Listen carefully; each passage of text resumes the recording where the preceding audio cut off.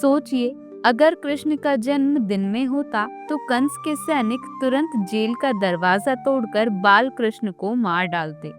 लेकिन रात की निस्तब्धता में जब सारे प्रहरी गहरी नींद में थे, जेल की जंजीरें स्वयं टूटी, दरवाजे अपने आप खुल गए और यमुना भी वासुदेव के लिए रास्ता देने लगी। ये आधी रात का रहस्य दर्शाता है कि ईश्वर जब आते हैं तो पूरा सृष्टि तंत्र उनके पक्ष में काम करता है। कृष्ण का जन्म ठीक उसी सीमा रेखा पर हुआ जब तामसिक का प्रभाव समाप्त हो रहा था और सात्विक प्रभाव शुरू हो रहा था। इसका गहरा संदेश है, जीवन का हर अंधेरा सिर्फ समय तक है। सत्यमेव जयते, अंततः प्रकाश ही जीतता है।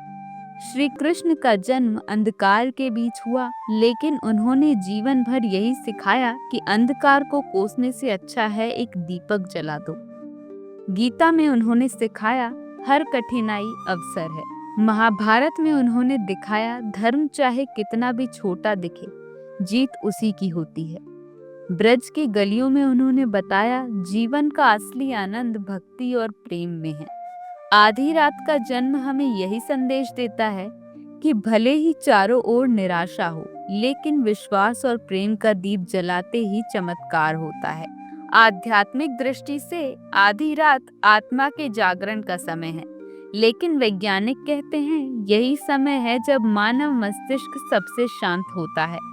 संयोग देखिए, भगवान कृष्ण का जन्म भी इसी समय हुआ और गीता का उपदेश भी युद्ध भूमि के सबसे अंधकारमय क्षण में। ये दर्शाता है कि असली ज्ञान और जागरण तभी आता है जब अंधेरा चरम पर हो।